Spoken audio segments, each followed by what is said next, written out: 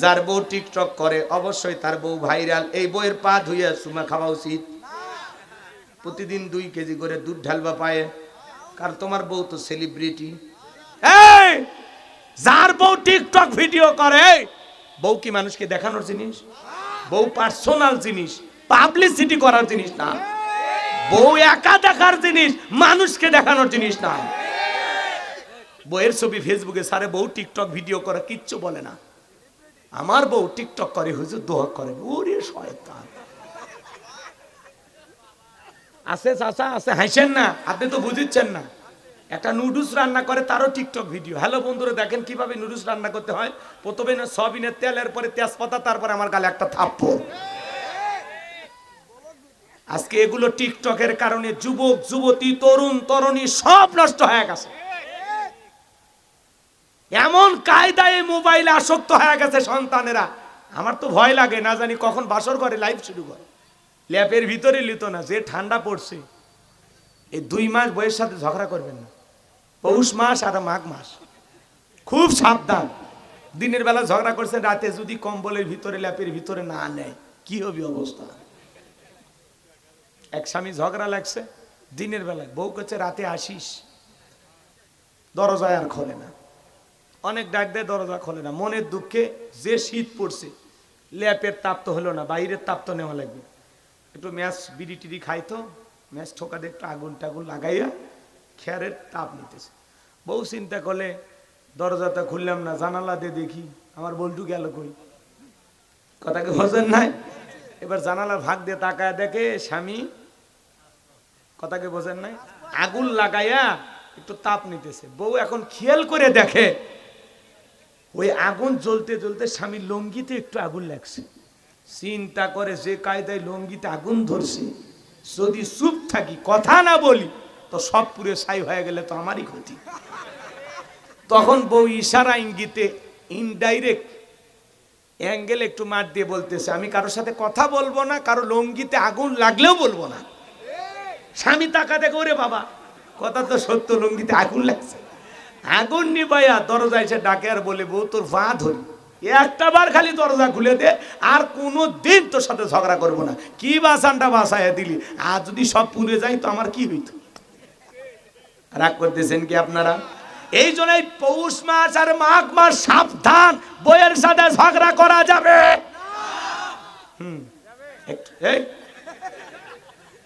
বাইরে থাকার ইচ্ছা থাকলে করেন।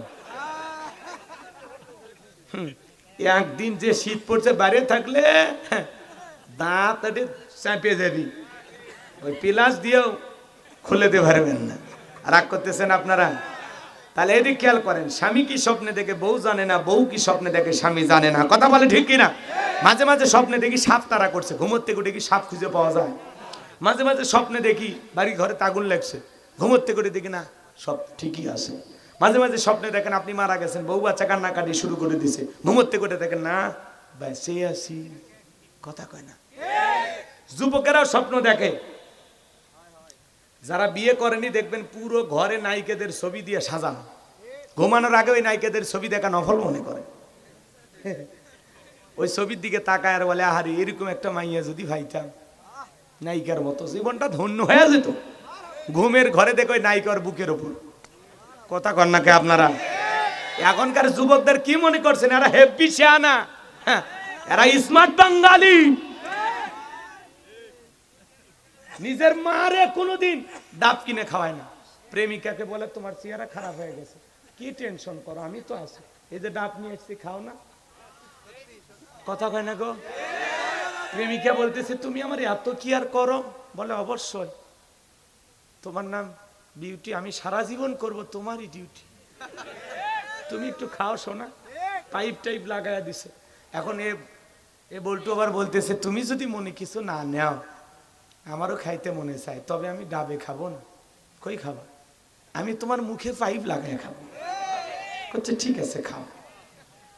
মেয়ে খায় ডাব থেকে, ছেলে খায় মেয়ের মুখ থেকে। কি জামানা! কোথাকার পানি কোথা থেকে যাচ্ছে! কি রে আই রে, ছেলেবেলের যে বুদ্ধি আছে ভাই, সেই বুদ্ধি। কলেজের ক্যাম্পাসে কিভাবে মেয়েটা চাপে ধরে বসে আছে, খবর নিয়ে দেখেন তো কাবির নামা আছে, হুজুরক নরম পায়ে খালি এগুলো কোন আপনারা কথা কন। যুব সমাজকে ধ্বংস করেছে এই মোবাইল। এই মোবাইলের মাধ্যমে যুব সমাজ ধ্বংস হয়ে গেছে। মোবাইলের ওজন কম, কিন্তু মোবাইলের মাধ্যমে পাপের ওজনটা অনেক বেশি। কথা বলে ঠিক না? সারা রাত ঘরের দরজা লাগাই একা একা রুমের ভিতরে ল্যাপের ভিতরে কম্বলের সেই ভিডিও। কথা কন ঠিক? এরকম দুষ্ট পোলাপান আছে না নাই? যুবক, আল্লাহকে ভয় করো। তুমি যে একা একা গোপনে উল্টা পাল্টা ভিডিও দেখতেছো, নাচ গান দেখতেছো, অশ্লীল ভিডিও দেখতেছো, কে দেখে? কে দেখে? যারা বাবা আছেন, খবরদার ছেলে মেয়ের বিয়ে হওয়ার আগে কোন ছেলে মেয়েকে বিবাহের আগে মোবাইল হাতে তুলে দেবেন না। দিলেও বাটনওয়ালা, টাচ মোবাইল না, বাটন বাটন। ওই চাপ দিলে কে কো পে পো তারলা দোসাসি বুঝছেন, ওই সেট কিনে দেবেন। খবরদার টাচওয়ালা দিন না, দিলে ওর জীবনটা আপনি নিজের হাতে শেষ করলেন। কথা বলে ঠিক না? সতর্ক থাকবেন তো ইনশাল্লাহ। তাহলে কে নষ্ট করছে সন্তানদেরকে? কথা কেন মোবাইল? জোরে বলেন, কি নষ্ট করছে? দেশে মোবাইল আইছে, চিঠি বন্ধ হইয়াছে, দিওয়ানা বানাইছে, পোলা মাইয়ার মনের কথা ভাসে বাতাসে। ও দেখো পোলা পানের মন বাদা ফেসবুকে এখন, ও দেখো পোলা পানের মন বাদা ফেসবুকে এখন, মোবাইলে চ্যাটিং কইরা কাটায় সারাক্ষণ। এই মোবাইল পাইয়া দেখো মদনের মাইয়া, এই মোবাইল পাইয়া দেখো মদনের মাইয়া, কি কাণ্ড ঘটাইছে, স্বামী সংসার রাইখা নাকি পালাইয়া গেছে। 2 বাচ্চার মা, 4 বাচ্চার মা স্বামীর সংসার রাইখা আর একটা পুরুষের হাত ধরে পালিয়ে যায়। কেমনে পারলি রে পাছানি ডাইনি ছলনাময়ী, কেমনে পারলি? যেই নারী 2টা বাচ্চা 4টা বাচ্চা রাইখা আর একটা পুরুষের হাত ধরে বাড়ি থেকে পালিয়ে যায়, ওটা নারী না, ওটা নারী জাতিরই কলঙ্ক। আজকে পরকীয়ার অভিশাপে হাজারো পরিবার পুড়ে যায়। পরকীয়ার কারণে সংসার জীবনে সুখ আর শান্তি নাই। কথা কন না কে? আপনাদের এলাকা অবশ্যই এগুলো শুরু হয়নি না, কেউ পালায়নি না, এলাকার মানুষ ভালো। ওটা ভারতে ঘটছে। রাগ করতেছেন? মন খারাপ করছেন? ও দেশে টিকটক আসিয়া সব গেল ভাসিয়া, ও দেশে টিকটক আসিয়া সব গেল ভাসিয়া, সিদ্দিক সোরা নায়ক হইছে আইডি খুলিয়া। এই মোবাইলে হাই কি জাদু আছে ভাই, এই মোবাইলে হাই কি জাদু আছে ভাই, পোলাপান বুঝাছে, পড়ালেখা তুইলা রাখছে সপ্তম আকাশে। কথা কন নাকি আপনারা? এগুলো বললে অনেকের মন খারাপ হয়, এগুলোই বাস্তবতা। কথা কন ঠিক কিনা? যার বউ টিকটক করে অবশ্যই তার বউ ভাইরাল। এই বউয়ের পা ধুইয়া চুমা খাওয়া উচিত। প্রতিদিন 2 কেজি করে দুধ ঢালবা পায়ে, কারণ তোমার বউ তো সেলিব্রিটি। এই যার বউ টিকটক ভিডিও করে, বউ কি মানুষকে দেখানোর জিনিস? বউ পার্সোনাল জিনিস, পাবলিসিটি করার জিনিস না। বউ একা দেখার জিনিস, মানুষকে দেখানোর জিনিস না। বউয়ের ছবি ফেসবুকে সারে, বউ টিকটক ভিডিও করে কিচ্ছু বলে না। আমার বউ টিকটক করে, হুজুর দোয়া করে। ওরে শয়তান আছে, চাচা আছে, হাসেন না, আপনি তো বুঝিচ্ছেন না। একটা নুডলস রান্না করে, তারও টিকটক ভিডিও। হ্যালো বন্ধুরা, দেখেন কিভাবে নুডলস রান্না করতে হয়। প্রথমে না সয়াবিনের তেল, এরপরে তেজপাতা, তারপরে আমার গালে একটা থাপ্পড়। আজকে এগুলো টিকটকের কারণে যুবক যুবতী, তরুণ তরুণী সব নষ্ট হয়ে গেছে। এমন কায়দায় মোবাইলে আসক্ত হয়ে গেছে সন্তানেরা। আমার তো ভয় লাগে, না জানি কখন বাসর করে লাইভ শুরু করে। হাসেন না? এরা কোন জায়গায় যা সেলফি তোলে না, বলেন কোন জায়গায় যা? কি হয়েছে পিছনে? কি হয়েছে? গোলমাল করতেছেন কে? খারাপ লাগে? আস্তে করে উঠে চলে যাবেন, আপনার অনুমতি আসে যাওয়া, এলেই চলবি। হ্যাঁ, একজন করতে হুজুর, মানুষ বলে আপনি 2 একটা গান গান। আমি কি গান সাদে গাই? এই গান কি গান? না, এই গানের মধ্যে বাস্তবতা আছে।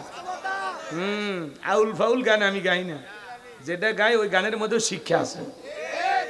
যুবকদেরকে একটু বোঝেননি? হ্যাঁ, তাছাড়া ওরা মন খারাপ করে, ওরা তো এলেই চায় যে হুজুর একটা পাইছি রে, কি কইল, রাগ করতেছেন মনে হয়। ওদেরও মন ঠিক রাখার দরকার আছে না নাই? এ বাজান গো আমার, সামনের দিকে যাই বাজান, দেখি তো আপনারা কেমন ভালো মানুষ। সামনে গেলে আমি বুঝতে পারবো কার চোখ দিয়ে পানি বের হয়, কার চোখ দিয়ে পানি বের হয় না।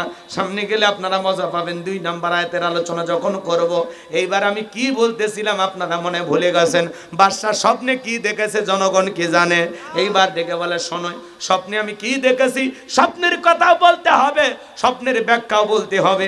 জনগণ ডেকে বলে বাদশা এই তো পাগলামি কথা, আপনি স্বপ্নের কথা বলবেন, আমরা স্বপ্নের ব্যাখ্যা বলবো। বাদশা ডেকে বলে কেন, তোমরা নাকি গায়েব জানো? বলেন তো বাজান, আল্লাহ সারা দুনিয়ার কোনো মানুষ কি গায়েব জানে?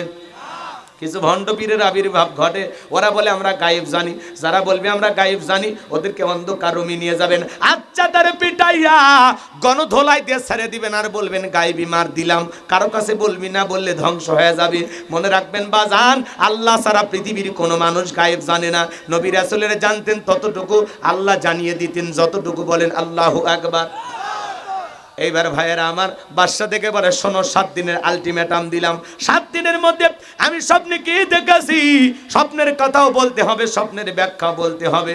জনগণ ডেকে বলে বাদশা 7 দিন কেন, 7 বছর সময় দিলেও আমাদের পক্ষে বলা সম্ভব নয়। এইবার লোকজন চলে গেল, জেলার জেলখানা দিয়ে ঘুরতেছে। আল্লাহর নবী দানিয়েল ডেকে বলে জেলার এই দিকে আসো, দেখে মনে হয় টেনশনে আসো, কি টেনশন করো? এইবার জেলার ডেকে বলে আমি টেনশনে আছি। কেন জানেন? বাদশা একটা স্বপ্ন দেখেছে। কি যেন দেখেছে বলতে পারলো না, আর যারা স্বপ্নের ব্যাখ্যাও বলতে পারলো না। এইবার সমস্ত ঘটনা খুলে বলল। ওদেরকে 7 দিনের আলটিমেটাম দিয়েছে, ওরা 7 দিন পরে যদি না বলতে পারে, বাদশা তাদেরকে ফাঁসিতে চড়াবে, শুলিতে চড়াবে। এইবার আল্লাহ নবী দানিয়েল ডেকে বলে জেলার, তোমার বাদশার কানে খবর পৌঁছায় দাও, তোমার বাদশার স্বপ্নে কি দেখেছে সেই কথা আমার জানা আছে, স্বপ্নের ব্যাখ্যাটা কি হবে দুইটাই আমি বলতে পারি। জেলার দৌড়ে চলে গেছে বাদশার কাছে, যায় বলে বাদশা আপনার টেনশনের ঔষধ পাওয়া গেছে। তাই নাকি? বলে হ্যাঁ, জেলখানে একটা কয়েদি আছে যে আপনার স্বপ্নের ব্যাখ্যাও জানে, স্বপ্নের কথাও জানে। এইবার বাদশা বকতে নাসর ডেকে বলে ওই বাজান কই, বাজানকে আমার কাছে নিয়ে আসো। ঠেলার নাম বাবাজি, কথা বলেন ঠিক কিনা? এইবার আল্লাহ নবী দানিয়েলকে যা ডেকে বলে শোনো, বাদশা তোমাকে ডেকেছে, চলো। আল্লাহ নবী দানিয়েল ডেকে বলে শোনো, আমার 70,000 লোককে গ্রেপ্তার করা হয়েছে, তাদেরকে জেলখানায় রেখে আমি বের হব না। যদি আমাকে জেলখানা থেকে বের করতে চাও, আমার প্রত্যেকটা উম্মতকে জেলখানা থেকে বের করে দেওয়া লাগবে, সবার শেষে আমি জেলখানা থেকে বের হব। চিৎকার মেরে বলুন আল্লাহু আকবার। নেতৃত্ব যদি শেখা লাগে, নবীদের কাছ থেকে শিখতে হবে, কথা বলেন ঠিক কিনা? যাত্রার পিছনে আপনি স্লোগান দেন, নেতাবাসী একখান ট্যাবলেট খান, ট্যাবলেট খান, ট্যাবলেট খান, যেখানে আমরা আছি সেখানে ট্যাবলেট খান, কবরে তোমরা কেন পড়ে? নেতার মিছিল করতে যায় 105 জনকে পুলিশ থানায় ধরে নিয়ে গেল। নেতা টাকার অভাব নাই, মামু খালুর অভাব নাই, সকালে জেলখানায় ঢোকে, বিকেলে বের হয়। কিন্তু আপনি গরিব জনগণ, দেখার কেউ নাই, শোনার কেউ নাই। যদি নেতা ভালো হইতো বলতে শোনো, আমার একটা কর্মী জেলখানায় থাকা অবস্থায় আমি নেতা বের হব না।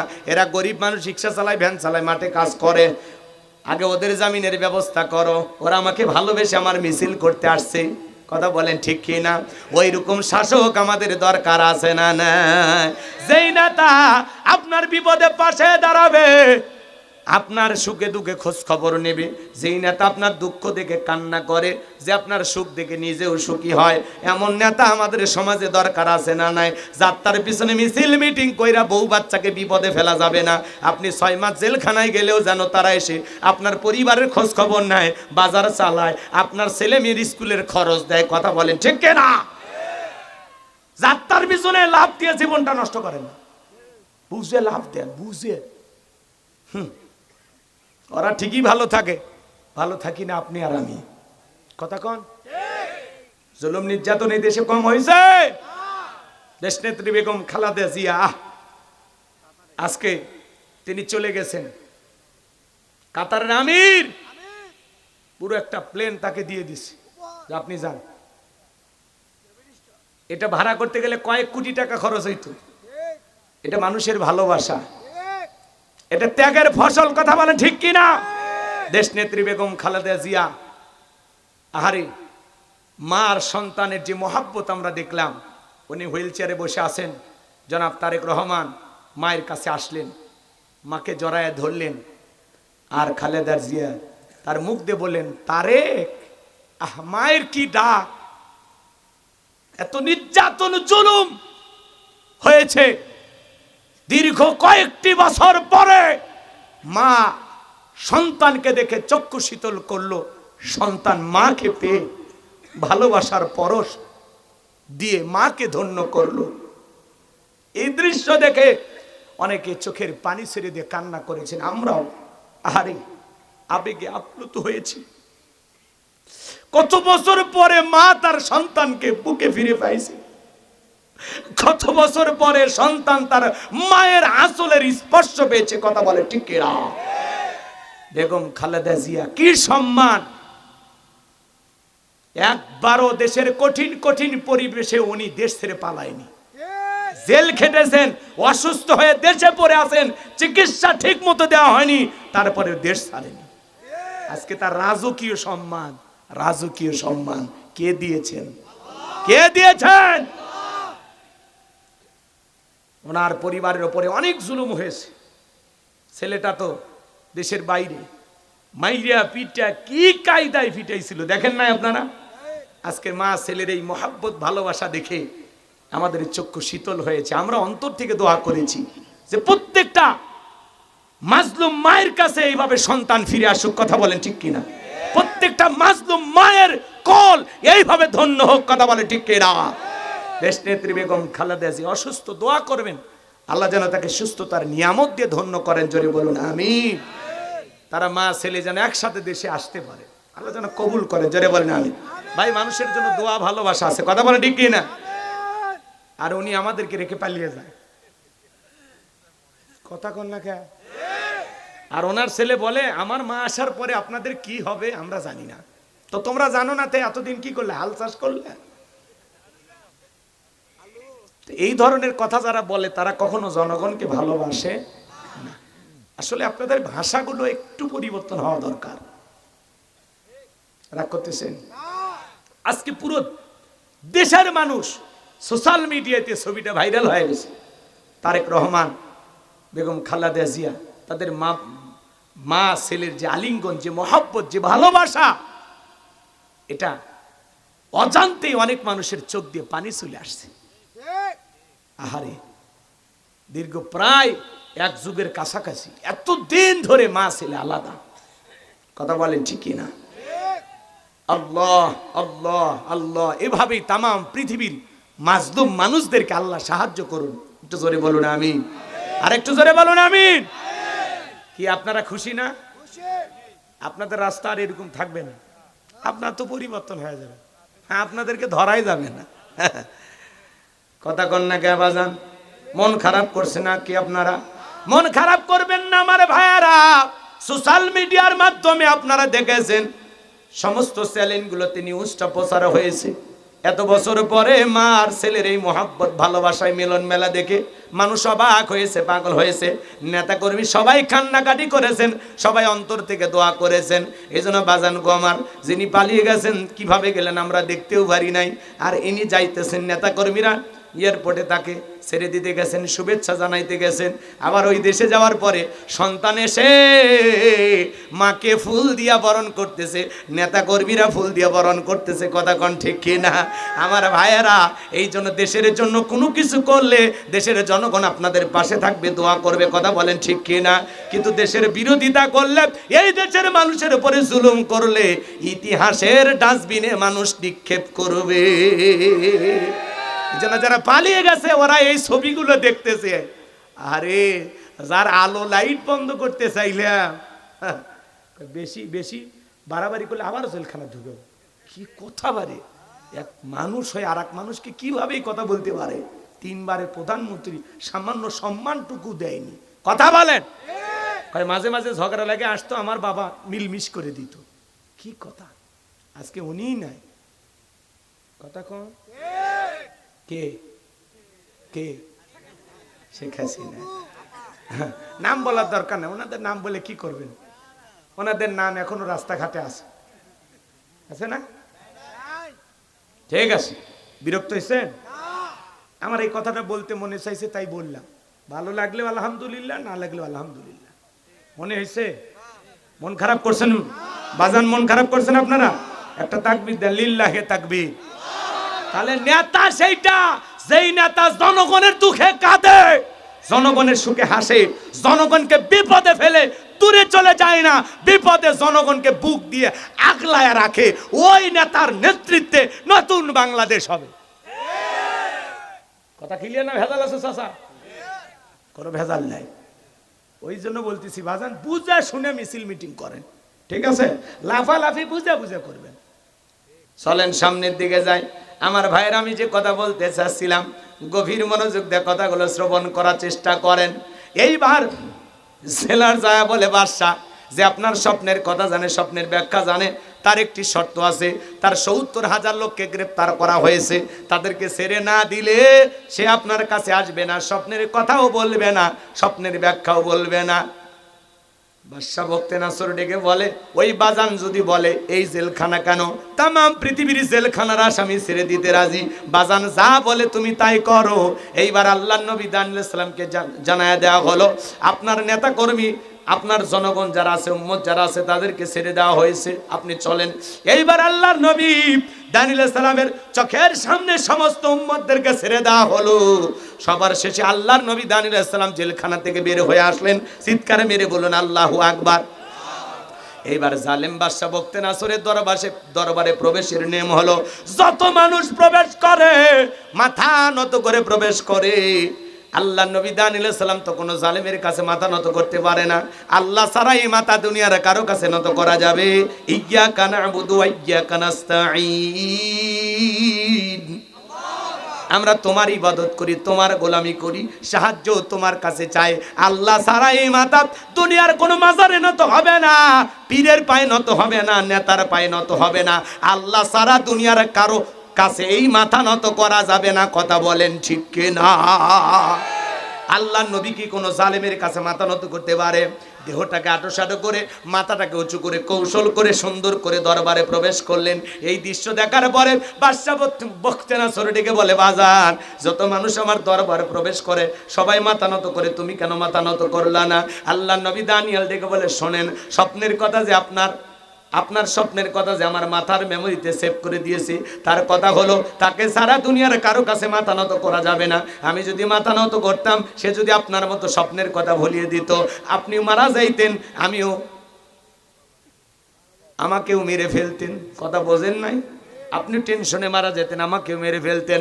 আল্লাহর নবীর কথা শোনার পরে বাদশা বখতে নাসর ডেকে বলে, বাজান আসলেই তোমার মাথায় বুদ্ধি আছে, তুমি যা করেছো ঠিক করেছো। এই কথা বলে চেয়ার থেকে উঠলেন, আর আল্লাহর নবী দানিয়েল আলাইহিস সালামকে চেয়ার থেকে বসাইলেন। জেলখানা থেকে মুক্ত করে চেয়ারে বসাইয়া দেয় কে? জেলখানা থেকে মুক্ত করে কাতার আমিরের বিমানে চড়ে বিদেশে পাঠাই কে? এক স্বীকার করলে পাওয়া যায়, বেগম খালেদা জিয়া তা পাইছি। কথা কন ঠিক কিনা? দেশের মানুষকে ফেলায়া যায়নি। কথা কন, দেশের মানুষকে ফেলায়া যায়নি। এগুলো হলো আসল মানুষ। কথা কন। আমার এই জায়গাটা ওনার প্রতি একটু দরদ বেশি, যে এত বিপদ তাও পালায় না, একবারও নি পালায়নি, একবারও না। শুনছেন? ঈশ্বর চাচা এত বড় শাসক ছিল, স্বৈরাচারও বলতো, পদত্যাগ করে জেলে গেছে, দেশ ছাড়েনি, বাপের বেটা। ভাগী নেত্রীর দরকার নাই, দরকার হলো ত্যাগী নেত্রীর। যারা জনগণ, পৃথিবীর যত ক্ষমতা ধরক নেতা হোক, মৃতকে জীবিত করার ক্ষমতা কারো আছে? যারা আবু সাইদকে হত্যা করেছে, শহীদ আবু সাইদকে জীবনটা ফিরে দেওয়ার ক্ষমতা কারো আছে? মুগ্ধকে ফিরে দেওয়ার ক্ষমতা কারো আছে? এখনো গুজব ছড়ায় মুগ্ধ মরণী অস্ট্রেলিয়া আছে, কেউ নাকি সিঙ্গাপুরে গেছে। এত মিথ্যা কথা গুজব ভাই ছড়ায়। আর এই গুজবগুলো ছড়ানো হচ্ছে কোন দেশ থেকে জানেন? আমাদের বন্ধু রাষ্ট্র, প্রতিবেশী, দাদা। কথা কয় না কেন? বর্তমানে পৃথিবীর সবচাইতে যেই দেশ থেকে বেশি গুজব ছড়ানো হয় তালিকায় শীর্ষে ভারতের অবস্থান। কথা বলেন না কেন? ওই দেশ থেকে সবচাইতে বেশি গুজব ছড়ানো হচ্ছে। আমাদের দেশ নিয়ে আমাদের চাইতে ওদের মাথা ব্যথা বেশি। কথায় আছে না, যার বিয়ে তার খবর নাই, পাড়া প্রতিবেশীর ঘুম নাই। ওদের অবস্থা তাই হয়ে গেছে। প্রতিবেশী প্রতিবেশীর মতো থাকে। বন্ধুত্ব দিলে বন্ধুত্ব পাবেন, আপনারা ভালোবাসা দিলে ভালোবাসা পাবেন। আমরা বন্ধুত্ব করতে হাজারবার রাজি আছি, কিন্তু কারো প্রভুত্ব মেনে নিতে রাজি নাই, কারো গোলামি করতে রাজি নাই। ভারত বন্ধুত্বের হাত বাড়ালে আমরা বন্ধুত্বের হাত বাড়াবো, কিন্তু ভারত যদি দাদাগিরি করতে চায়, কারো দাদাগিরি মেনে নেওয়া হবে না। ভালোবাসি আমরা, ইলিশ দেই, আম দেই। কথা কন। বাংলাদেশে কত বড় আপনাদের কাছের, সেটা আপনাদের এলাকার ব্যবসায়ী, হাসপাতাল, কলকাতা, দিল্লি যা আছে সবাই টের পাইতেছে। বিশেষ করে এই যে কলকাতার আশেপাশে সব ব্যবসায়ীরা, ব্যবসা লাল বাতি জ্বলে গেছে। এখন 10% ছাড় দিয়ে রুগীর চিকিৎসা করবে, আর এর আগে বললো বাংলাদেশের ভিসা বন্ধ। এই জন্য বলতেছি, একজন মানুষের কারণে 20 কোটি মানুষের সাথে বন্ধুত্ব নষ্ট করেন না। আমরা অনেক ভালোবাসা দিব। কথা কন।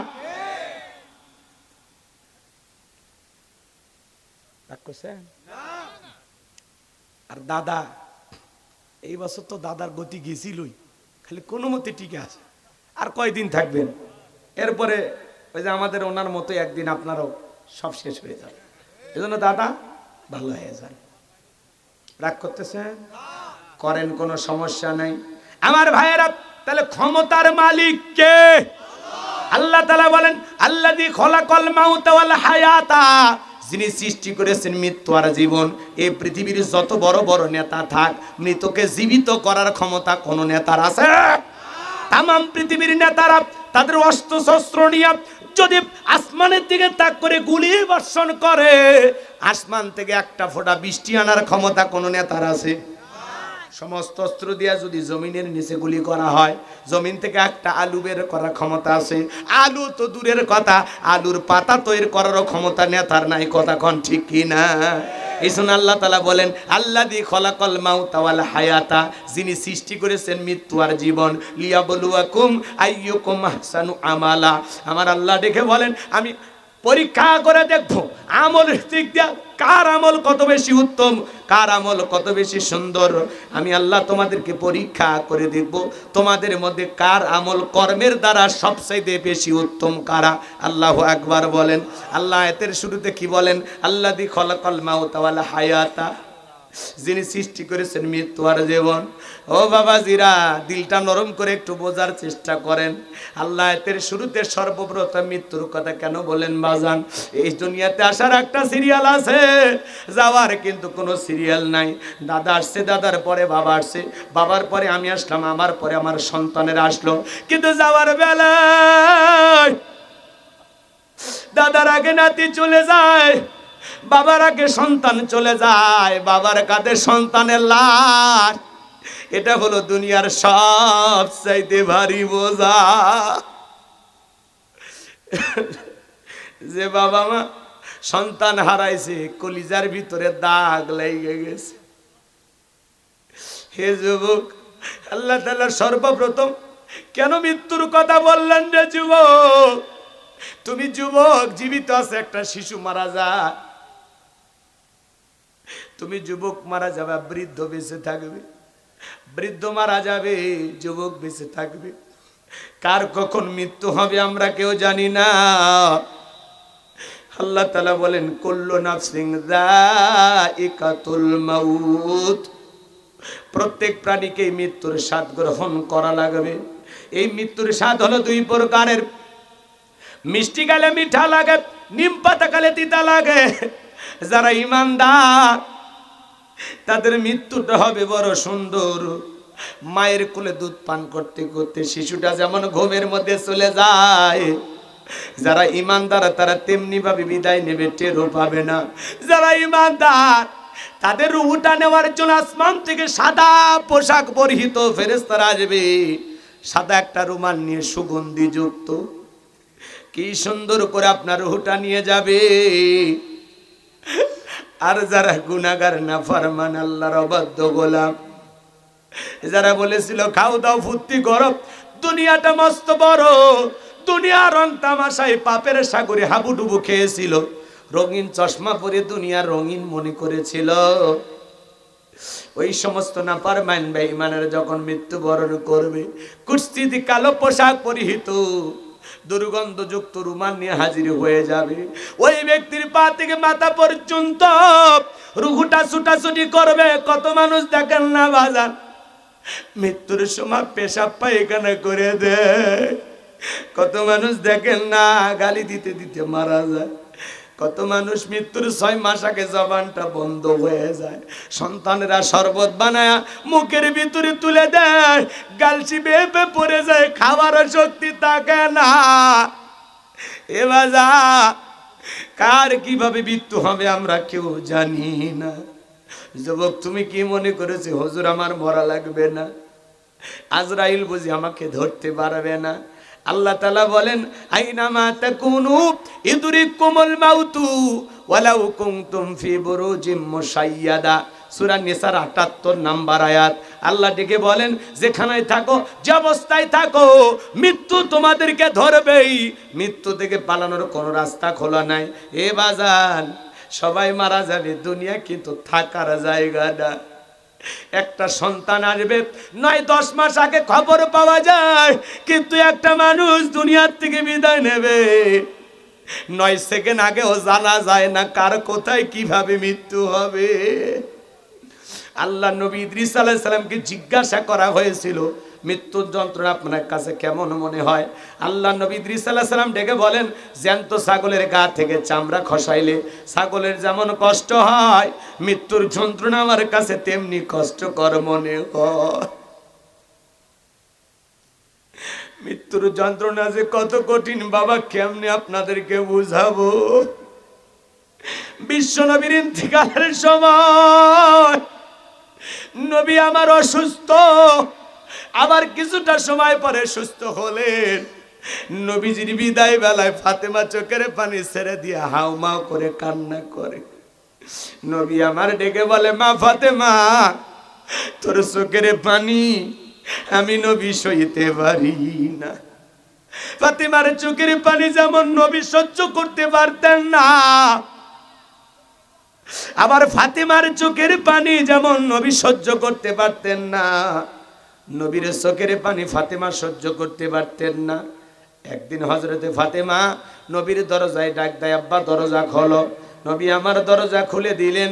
হযরতে ফাতেমা তাকায় দেখেন নবী যে কাঁদতে কাঁদতে দাড়ি ভিজে গেছে। আমার ভাইয়েরা, ফাতেমা তখন ডেকে বলে আব্বা কি এমন হয়েছে? ঘরের দরজা বন্ধ করে একা একা কান্না করেন। আমার মা খাদিজার কথা ভেবে কি কান্না করেন? চাচা আবু তালেব বড় ভালোবাসতো, তারে হারায়া বুঝি কষ্ট লাগে কান্না করেন। আমার নবী ডেকে বলে ও মা ফাতেমা, আমি তোর মা খাদিজার জন্য কান্না করি না, আমার চাচা আবু তালেবের কথা ভেবে কান্না করি না রে মা। আমাকে যখন মিরাজ করতে নিয়ে যাওয়া হলো মা, আমাকে যখন মিরাজ করতে জান্নাত ভ্রমণ করে দেখানো হলো, জান্নাত থেকে দিলটা হয়ে গেল খুশি। দোয়া করলাম বেশি বেশি আমার গুনাহগার উম্মত যেন হয় জান্নাতবাসী। জোরে বলেন সুবহানাল্লাহ। জান্নাতে আল্লাহ এত নিয়ামত দিয়ে সাজাইছে মা, এত নিয়ামত দিয়ে সাজাইছে আমি বলে শেষ করতে পারবো না রে মা। এরপরে জিবরাইল বলে নবী চলেন না আপনাকে একটু জাহান্নামটা ঘুরিয়ে দেখায়। আমাকে যখন জাহান্নামের ভিতরে প্রবেশ করানো হলো মা, আমি তাকায় দেখি পুরুষের চাইতে জাহান্নামের ভিতরে নারীদের সংখ্যাই বেশি। বেশিরভাগ নারীরাই জাহান্নামী। ও মা আমি তাকায় দেখি এক শ্রেণীর নারীদের চুলের মুঠি গুলো আসমানের দিকে তুলে ধরা হয়েছে মা। পা থেকে মাথা পর্যন্ত জাহান্নামের আগুন দাও দাও করে জ্বলতেছে মা। গরম পানি যেরকম থকবক থকবক করে, ওই মহিলাদের দেহটা জাহান্নামের আগুনে তেমনি জ্বলতেছে। ওদের চিৎকারে মনে হয় আসমান জমিন ভেঙে পড়বে মা। আমি একবার তাকাই আর তাকাইতে পারি না। আমি তখন জিবরাইলকে ডেকে বললাম, জিবরাইল, এই সমস্ত নারীদেরকে কি কারণে এইভাবে এতটা আযাব দেওয়া হচ্ছে, এতটা শাস্তি দেওয়া হচ্ছে? এই নারীদের অপরাধ কি? জিবরাইল ডেকে বলে, নবী, এই সমস্ত নারী তো তারা যারা দুনিয়ায় মাথায় কাপড় দিত না, বেপরদায় চলাফেরা করত, স্বামীর কথা শুনতো না।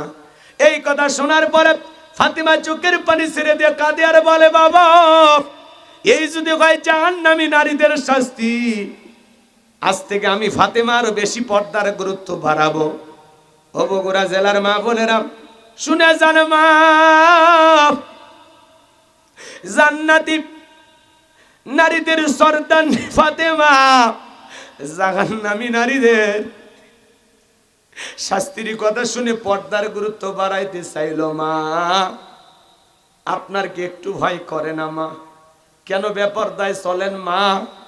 আল্লাহ বলেন, নকরনা ফি বুয়ুতিকুন্না ওয়ালা তাবাররাজনা তাবাররুজাল জাহিলিয়াতিল উলা। নারীরা তোমরা ঘরের ভিতরে অবস্থান করো, খবরদার জাহিলিয়াতের যুগের মেয়েদের মতো নোংরা অশ্লীল পোশাক পরে নিজের দেহকে প্রদর্শন করো না।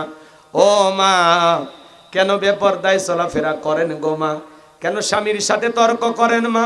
কেন খারাপ ব্যবহার করেন মা? কেন স্বামীকে আপনারা গালি দেন মা? ও মা, কেন স্বামীর না শুকরিয়া আদায় করেন মা? যে স্বামী এত পরিশ্রম করে, কেন স্বামীর হালাল ইনকামের উপরে আপনি সন্তুষ্ট থাকবেন না মা? আপনার স্বামী কি ফিরাউনের চাইতেও খারাপ? স্বামীর বিরুদ্ধে কেন এত অভিযোগ দেন মা? কত গল্প করেন, তুমি ভালো না অমুক ভালো।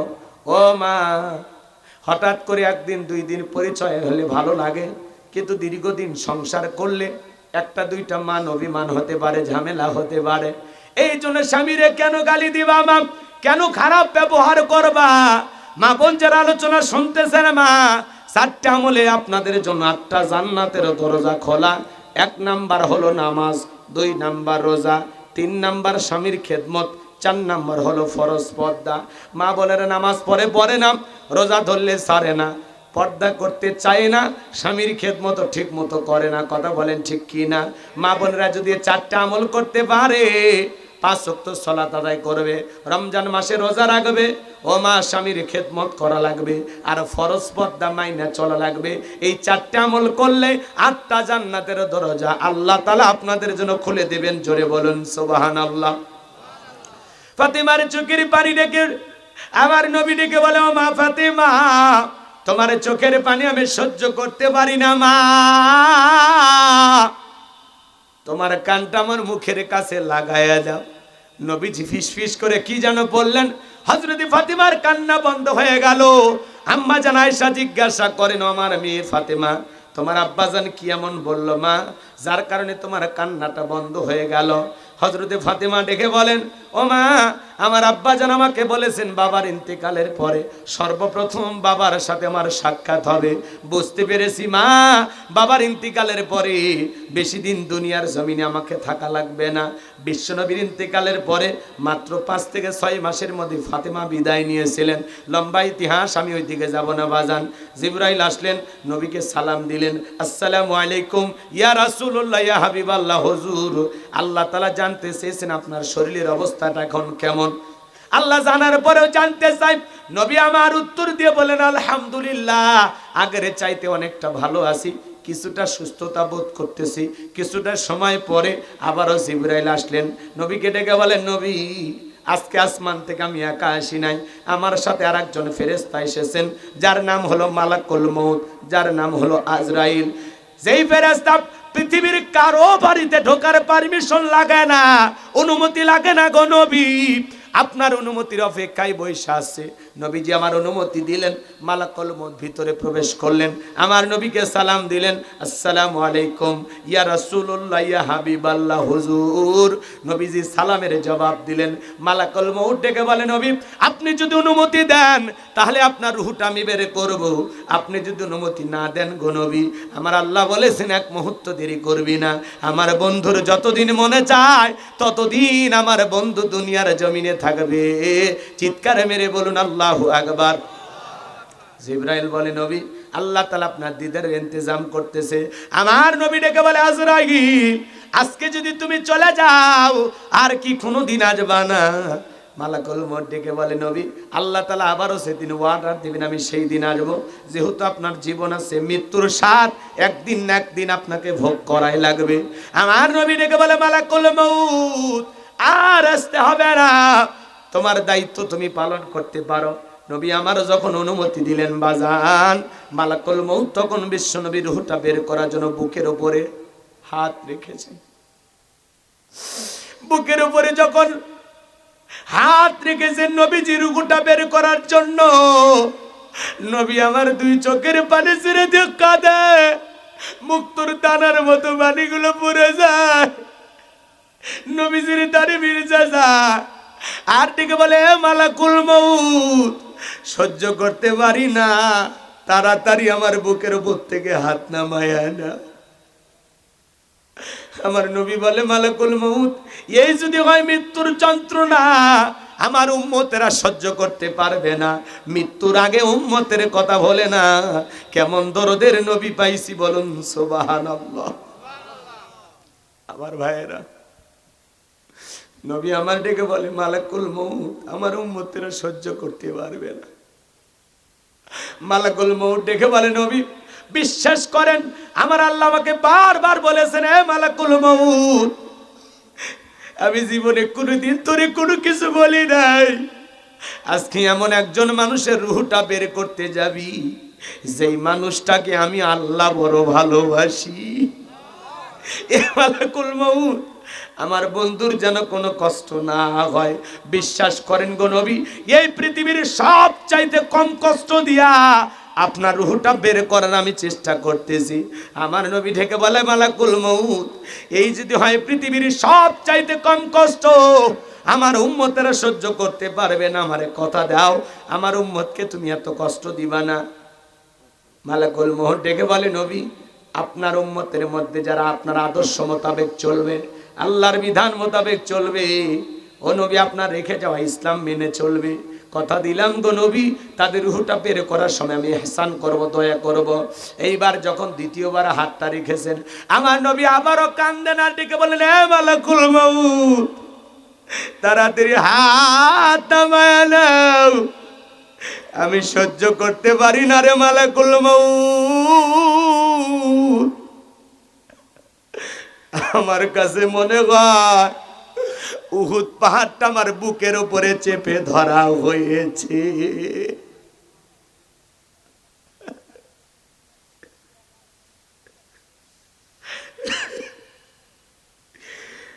আমার ভাইয়েরা, বিশ্ব নবীর কাছে যদি মৃত্যুর যন্ত্রণা এমন কষ্টকর মনে হয়, আপনার আমার মৃত্যুর যন্ত্রণা কত কঠিন হতে পারে বাজার।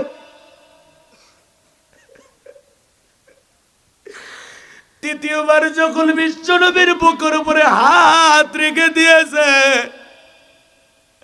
নবীজির রূহটা বের হয়ে যাবে। মৃত্যুর সময় নবীজি জবান দিয়ে কয়েকটি কথা বের করলেন, উম্মতের জন্য বলে গেলেন, ও আমার উম্মতেরা সালাত সালাত সালাত, নামাজ ছাইরো না, নামাজ ছাইরো না। নবীজির রূহটা বের হয়ে যাচ্ছে, ওই সময় উম্মতদেরকে লক্ষ্য করে বলে গেলেন, ও আমার উম্মতেরা আসসালাত আসসালাত, নামাজ নামাজ নামাজ, নামাজ ছাইরো না। নবীজি জীবনের শেষ যেই কথা বলে গেছেন, আজকের মাহফিল থেকে কি আমরা সিদ্ধান্ত নিতে পারবো যে হুজুর জীবনে কোনোদিন আমরা নামাজ ছাড়বো না। নবীজির শেষ কথাটা কারা কারা আমল করবেন একটু হাত তুলে দেখান। আল্লাহ আমাদের সবাইকে 5 ওয়াক্ত নামাজি বানায় দাও। জোরে বলেন আমিন। আর একটু জোরে বলেন আমিন। আরো একবার বলেন আমিন। আমার ভাইয়েরা, দুনিয়াটা ক্ষণিকের, এই দুনিয়াতে কেউ থাকবে না। বাল তুসিরুনাল হায়াতাদ দুনিয়া ওয়াল আখিরাতু খায়রুম ওয়া আবকা।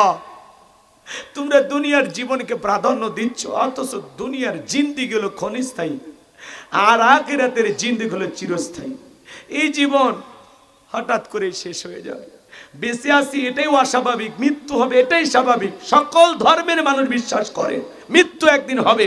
মৃত্যু হলো চিরন্তন সত্য কথা, এটা অস্বীকার করার ক্ষমতা না আছে আপনার, না আছে আমার। সবাইকে যেতে হবে। এই জন্য আল্লাহ তাআলা কি বলেন? আল্লাযী খালাকাল মাউতা ওয়াল হায়াতা, যিনি সৃষ্টি করেছেন মৃত্যু আর জীবন। আপনার আমার জীবন মৃত্যু কার হাতে? জোরে বলেন না, কার হাতে? সে আল্লাহ বলতেছেন লিয়াবলুয়াকুম আইয়ুকুম আহসানু আমালা। আমি আল্লাহ পরীক্ষা করে দেখব আমলের দিক দিয়ে কার আমল কত বেশি উত্তম, কার আমল কত বেশি সুন্দর। যার আমল ভালো তার আখিরাত ভালো, যার আমল খারাপ তার আখিরাত বরবাদ। বিশ্বনবী হাদিস শরীফের ভিতরে বলেছেন ক্বালা রাসূলুল্লাহি সাল্লাল্লাহু আলাইহি সাল্লাম ইন্নামাল কুবুরু রাউযাতুম মিন রিয়াদিল জান্নাহ আও হুফরাতুম মিন হুফারিন নার, রাহু তিরমিজি। বিশ্বনবী ডেকে বলেন, যে ব্যক্তির আমল ভালো মৃত্যুর সঙ্গে সঙ্গে আল্লাহ তাআলা তার কবরটাকে জান্নাতের বাগান বানায় দিবেন, বলুন সুবহানাল্লাহ। আর যে ব্যক্তির আমল খারাপ, আও হুফরাতুম মিন হুফারিন নার, তার কবরটা হবে জাহান্নামের আগুনের গর্ত। এই গর্তের গভীরতা কত জানেন? নবীজি আমার এক জায়গায় বসা, আসমান থেকে জিবরাইল এসে বলে, নবী এই মুহূর্তে একটা আওয়াজ হইল, আপনি কি শুনতে পাইছেন? আমার নবী বলে, হ্যাঁ আমি একটা আওয়াজ শুনতে পাইলাম। জিবরাইল বলে, নবী আজ থেকে 70 বছর আগে আল্লাহ তাআলা জাহান্নামের গর্তের মুখে একটা পাথর ছেড়ে দিয়েছেন। এই মাত্র জাহান্নামের তলদেশে গিয়ে পাথরটা পৌঁছাইলো। চিন্তা করেন বাজান, একটা পাথর ছেড়ে দিলে 70 বছর যদি সময় লাগে নিচে পড়তে। আল্লাহ না করুক, আল্লাহ না করুক, আপনার আমার অপরাধের কারণে, গুনাহের কারণে আসমান জমিনের মালিক আল্লাহ বেজার হইয়া একবার যদি জাহান্নামের আগুনের গর্তে ফেলে দেয়, আপনার আমার কিন্তু বাঁচার কোনো উপায় নাই। এই দুনিয়ার আগুনের চাইতে জাহান্নামের আগুনের পাওয়ার 70 গুণ বেশি। দেখে যদি জাহান্নামের আগুনটা লেগে যায়, মনে হয় কলিজাটা পুরে ছাই হয়ে যাবে। কথা বলে ঠিক কিনা? ওই কবর বড় কঠিন জায়গা। যুবক, তুমি যদি 7 দিনের জন্য কক্সবাজার যাও, তোমার একটা ব্যাগ থাকে, ওই ব্যাগের ভিতরে মোবাইল থাকে, ডায়েরি থাকে, জরুরি পোশাক থাকে, কাপড় চোপড়, অনেক কিছু তোমরা নেও, সাজায় গোছা একটা ব্যাগ রেডি করো। সফর মাত্র 7 দিন। 7 দিনের জন্য একটা ব্যাগ সাজাইলা, আর পরকাল নামের সফরে যাবেন, একটা নেক আমলের ব্যাগ সাজানোর দরকার আছে না নাই? দেখেন তো ভাই, ওই ব্যাগের ভিতরে নামাজ আছে কিনা, রোজা আছে কিনা, হজ আছে কিনা, যাকাত আছে কিনা, দান খয়রাত আছে কিনা, পিতামাতার খেদমত করেছেন কিনা, বিবির হক আদায় করেছেন কিনা, সন্তানদের হক আদায় করেছেন কিনা, পাড়া প্রতিবেশীর সাথে ভালো ব্যবহার করেছেন কিনা, আত্মীয় স্বজনের হক আদায় করেছেন কিনা, দুঃখী মানুষদের খাইতে দিয়েছেন কিনা, কতটুকু নেক আমল করেছেন। ভাই 2টা মিনিট বালিশে মাথা রেখে একটু চিন্তা করেন, আজকে রাতেই যদি আপনার আমার মৃত্যু হয়, আল্লাহর কাছে কি জবাব দিব? কি এমন আমল করেছি যে আমলটা নিয়ে, যে পুঁজিটা নিয়ে পরকালের এই বিশাল লম্বা পথ পাড়ি দিব? আছে যে জীবনের শুরু আছে, শেষ নাই। আমার ভাইয়েরা, আমার নবী বলেন যে কবরে চলে গেল তার চাইতে অসহায় কেউ নাই। কবর বড় কঠিন জায়গা। ফামে আমাল মিসকালা যাররাতিন খায়রান ইয়ারা ওয়া মাই আমাল মিসকালা যাররাতিন শাররান ইয়ারা। বান্দারে, তুমি যদি যাররা পরিমাণ কোনো পরিমাণে নেক আমল করো, আল্লাহ ওইটাও তোমার আমলনামায় লিপিবদ্ধ করে রাখবে। তুমি যদি যাররা পরিমাণ অনুপরিমাণে বদ আমল করো, ওইটাও তোমার আমলনামায় লিপিবদ্ধ করা হবে। আর যারা গুনাহে একবার অন্ধকার কবরে যাবে, ওই কবরের ডানের মাটি বামে চলে যাবে, বামের মাটি ডানে চলে যাবে, এমন জোরে চাপ দেবে বাজান, এক পাজরের হাড় অন্য পাজরে ঢুকে যাবে। কবরে থাকা অন্ধ ফেরেশতা চোখে দেখে না, কানে শোনে না, হাতুড়িতে আঘাত করবে, চূর্ণ বিচীর্ণ হয়ে যাবে। আমার ভাইয়েরা, কবরে থাকা বিষাক্ত সাপ একবার যদি সবল মারে, পা থেকে মাথা পর্যন্ত বিষের যন্ত্রণায় দেহটা জ্বলে পুড়ে শেষ হয়ে যাবে। কি হবে? কি হবে আপনার আমার? একটু চিন্তা করেন। আপনি আমি দুনিয়ার লোভ লালসায় ডুবে আছি, দুনিয়ার আমোদ প্রমোদ নিয়ে ব্যস্ত হয়েছি, দুনিয়ার ঘর বাড়ি, জায়গা জমি সম্পদের পিছনে আপনি আমি ছুটতেছি। আল্লাহ বলেন আল্লাহাকুমুত তাকাসুর হাত্তা যুরতুমুল মাকাবির।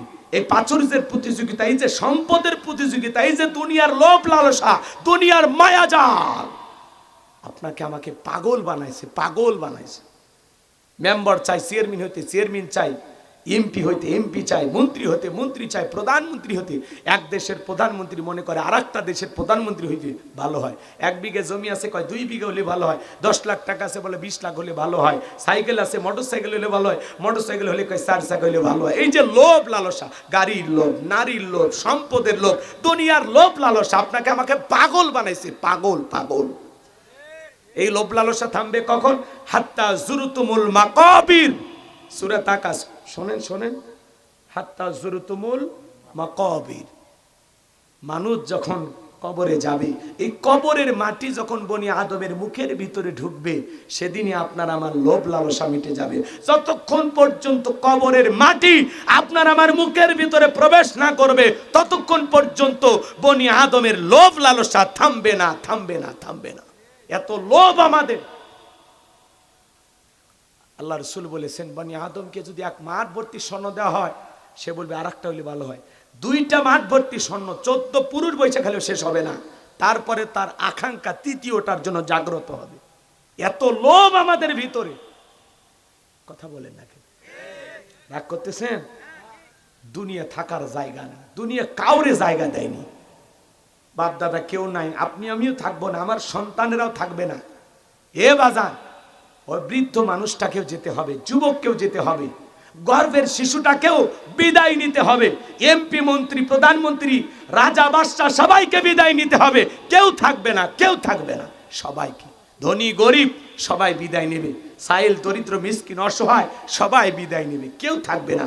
ফকিরেরও মৃত্যু হবে, বাদশারও মৃত্যু হবে, টাকাওয়ালারও মৃত্যু হবে, গরিবেরও মৃত্যু হবে। দুনিয়া তো থাকার জায়গা না বাইরে, কেউ থাকবে না। ওই ফকিরকেও যেভাবে সাজায়া দিবে সাদা কাপনে, ওই বাদশাকে ওইভাবে সাজায়া দিবে। কথা বলে না? আপনি যত টাকার মালিক হন, আপনার জন্য নতুন কোনো বিছানা বরাদ্দ নাই, সবার জন্য ওই 3.5 হাত মাটির ঘর। কথা বলে না? সবাইকে যেতে হবে, কেউ থাকবে না, কেউ থাকবে না, সবাইকে যেতে হবে।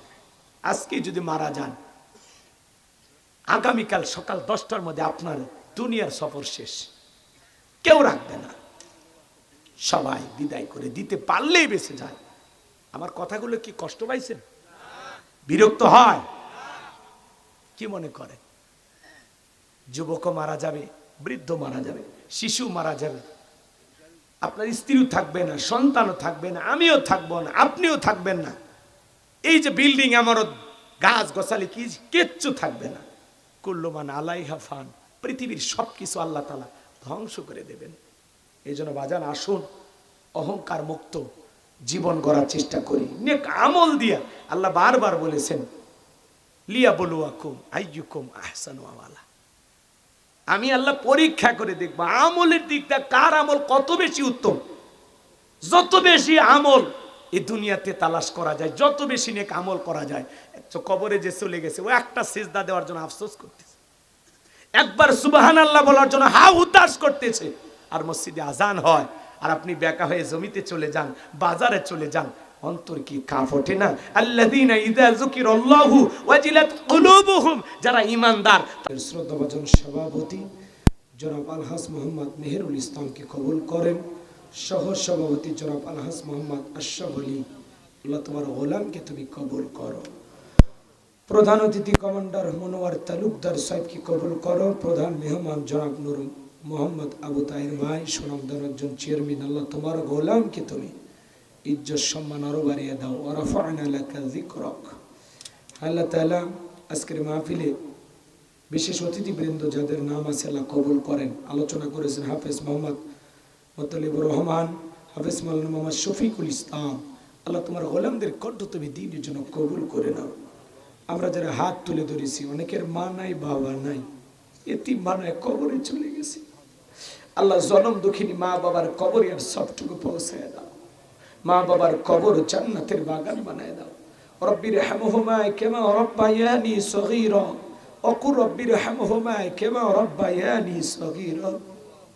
পিতা মাতা যাদের বেঁচে আছে আল্লাহ পিতা মাতার খেদমত করে তাদের মুখে হাসি ফোটায় তাদের দোয়া নিয়ে আল্লাহ আমাদের সবাইকে জান্নাতে যাওয়ার তৌফিক দান করো। পিতা মাতা যে কত বড় নিয়ামত আল্লাহ এটা আমাদের বোঝার তৌফিক দিয়ে দাও। আল্লাহ আমাদের সবাইকে পিতা মাতার দোয়া নেওয়ার তৌফিক দিয়ে দাও। আত্মীয় স্বজন পাড়া প্রতিবেশী যারা কবরে চলে গেছে মাফ করে দাও, কবরগুলো জান্নাতের বাগান বানায় দাও। আল্লাহ তাম পৃথিবীর মাটির নিচে যত মানুষ শায়িত সবাইকে তুমি মাফ করে দাও, সবাইকে মাফ করে দাও আল্লাহ।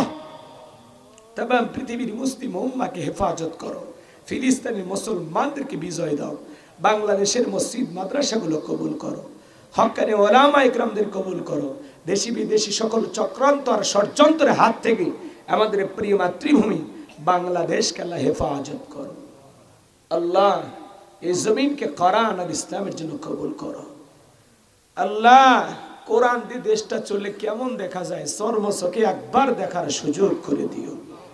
আল্লাহ এই জমিনকে ইসলামের জন্য কবুল করে নাও।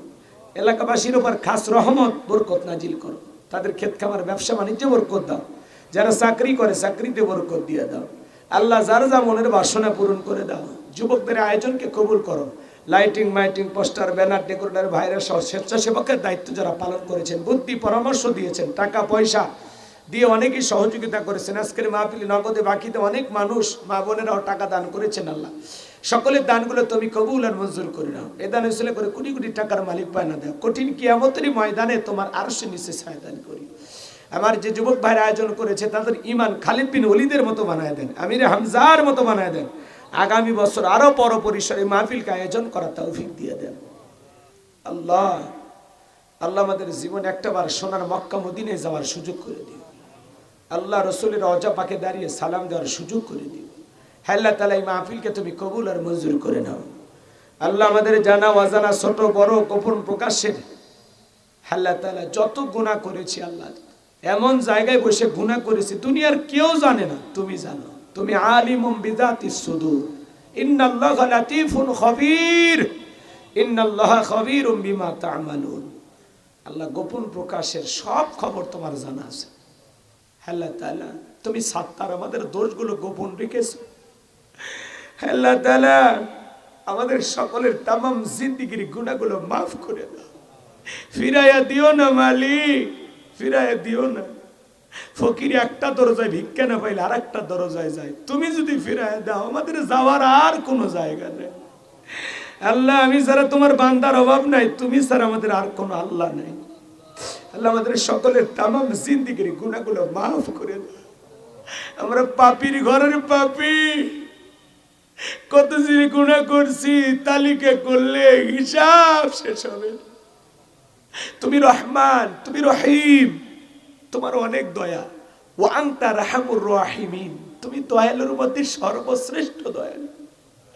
আল্লাহ তোমার রহমতের বিশাল দরিয়ার দিকে তাকাইয়া আমাদের সকলের তামাম জিন্দেগির গুনাহগুলো মাফ করে দাও।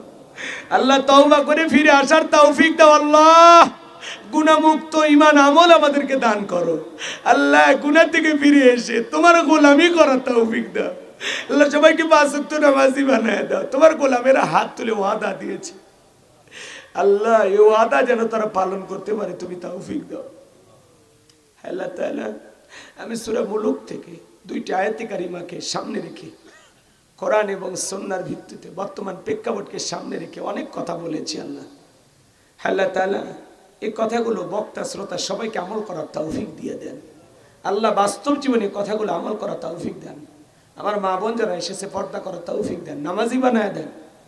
স্বামী স্ত্রীর দাম্পত্য জীবনে সুখ আর ভালোবাসা দিয়ে ভরপুর করে দেন। আল্লাহ মা বোনের ঘরে শান্তি দিয়ে দেন। আল্লাহ আমাদের ঘরে মনে যাদের শান্তি নাই শান্তির ফয়সালা করে দাও। আল্লাহ এই জমিনের উপরে খাস রহমত বরকত নাজিল করো। আল্লাহ এলাকাবাসী অনেক কষ্ট করে রাস্তাঘাটে চলাফেরা করে, আল্লাহ এলাকার নেতা যারা আছে আল্লাহ এই রাস্তার প্রতি সুনজর দেওয়ার তৌফিক দিয়ে দাও। আল্লাহ তাআলা এই মাহফিল যারা বাস্তবায়ন করেছেন কবুল করে নেন। জীবনে আর কোনোদিন যদি বগুড়ার মানুষের সাথে দেখা না হয়, এই মুখগুলো জান্নাতের সিঁড়িতে পরিচয় করায় দিও আল্লাহ। আল্লাহ আমাদের সবাইকে একই জান্নাতে থাকার তৌফিক দিও। আল্লাহ জান্নাতে যাওয়ার মতো নেক আমল করার তৌফিক দাও আল্লাহ, বেশি বেশি করে নেক আমল করার তৌফিক দিয়া দাও। সুবহান রাব্বিকা রাব্বিল ইজ্জাতি আম্মা ইয়াসিফুন ওয়া সালামুন আলাল মুরসালিন আলহামদুলিল্লাহি রাব্বিল আলামিন। আমার সাদিক ভাই, হারুন ভাই, আব্দুর রহিম ভাইকে আল্লাহ কবুল করো। আল্লাহ যার যার সমস্যা আছে আল্লাহ সমস্ত সমস্যা দূর করে দাও, সমাধান বের করে দাও। আল্লাহ তোমার গোলামের অনেক দূর থেকে যারা মিডিয়ার ভাইরা রেকর্ড করেছেন আলোচনাগুলো, আল্লাহ সঠিকভাবে দিন প্রচারের সাথে কথাগুলো প্রচার করার তৌফিক দেন। আল্লাহ তাআলা তাদের আপনি সঠিক বুঝ দেন। আল্লাহ তাআলা বাংলাদেশের উপরে খাস রহমত বরকত নাজিল করেন। আল্লাহ যেই মাসে মরণ দিবা মাসটা যেন রমজান মাস হয়, যেই দিনে মরণ দিবা দিনটা যেন জুমার দিন হয়। নামাজের সিজদারত অবস্থায় মৃত্যু দিও, কোরআন পড়তে পড়তে মৃত্যু দিও, ইসলামকে প্রতিষ্ঠিত করার জন্য রাজপথে জীবনটা বিলানোর তৌফিক দিও। আল্লাহ যারা দূর দূরান্ত থেকে ছুটে এসেছেন কোরআনের কথা শোনার জন্য, সবাইকে নিরাপদে বাড়ি পর্যন্ত পৌঁছার তৌফিক দান করুন। সবাইকে আপনার রহমতের চাদরে আবৃত করুন। আল্লাহ এটাই যদি জীবনের শেষ মাহফিল হয়, শেষ দোয়া হয়, আল্লাহ আশা করছি দোয়া কবুল করছো, মালিক ফেরাইয়া দিও না। আমাদের সম্মানিত চেয়ারম্যান মহোদয়কে আল্লাহ কবুল করে নাও। তোমার গোলামের ইজ্জত সম্মান আরো বাড়িয়ে দাও। মানুষের পাশে থেকে আল্লাহ তার এই সেবা, আল্লাহ তাআলা জনগণের পাশে থেকে সেবা করা তৌফিক দিয়ে দাও। আল্লাহ জনগণের জন্য যেভাবে কাজ করতেছেন ভাইকে সেইভাবে আরো ভালো ভালো কাজ করা তৌফিক দিয়ে দাও। আল্লাহ এই সমাজের নেতাদেরকে সৎ মানুষ হওয়ার তৌফিক দিয়ে দাও। আল্লাহ আগামীতে এই জমিনে আল্লাহ তোমার দ্বীনকে প্রতিষ্ঠিত করে দাও। আল্লাহ কোরআনের পার্লামেন্ট কায়েম করে দাও। সুবহান রাব্বিকা রাব্বিল ইজ্জাতি আম্মা ইয়াসিফুন ওয়া সালামুন আলাল মুরসালিন আলহামদুলিল্লাহি রাব্বিল আলামিন। আল্লাহ মৃত্যুর সময় দয়ার নবীর চাঁদ মুখখানা দেখতে দেখতে আমাদের সকলের জবানে জারি করে দিও লা ইলাহা ইল্লাল্লাহু মুহাম্মাদুর রাসূলুল্লাহ সাল্লাল্লাহু আলাইহি ওয়াসাল্লাম। আসসালামু আলাইকুম ওয়া রাহমাতুল্লাহি ওয়া বারাকাতুহু।